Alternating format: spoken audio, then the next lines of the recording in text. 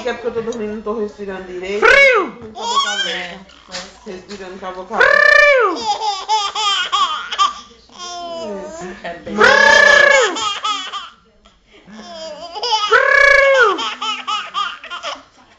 E a baba deve ser.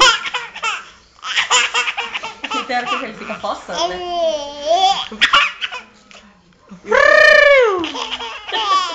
O pirulito, tia, ontem.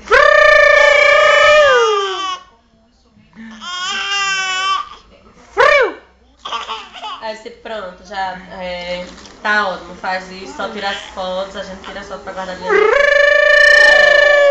Mas sabe?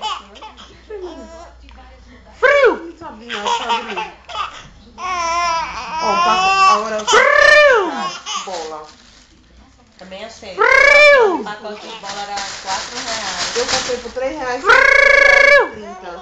Aí eu até disse, não, eu vou na Alecrim, porque na Alecrim tem um monte de opção, né? É. Eu comprei por calma, olhar, quando R$3,30. amanhã vier, fica com ele, eu vou lá. Pronto, Li. Naquela loja tem muita opção. Vi que a Adriana foi fazer a festinha, foi fazer a festinha pro filho dela. Aí eu fui comprar com ela, a gente saiu olhando. Tem convitezinho. É.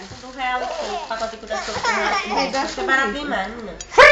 Ó, a gente andou nas lojas todas. Aí Depois a vai gente foi passar aqui voltando. lancheirinhas, porque você dá. Pronto, Li, ó. É tão pouquinho que já Quando eu e a Adriana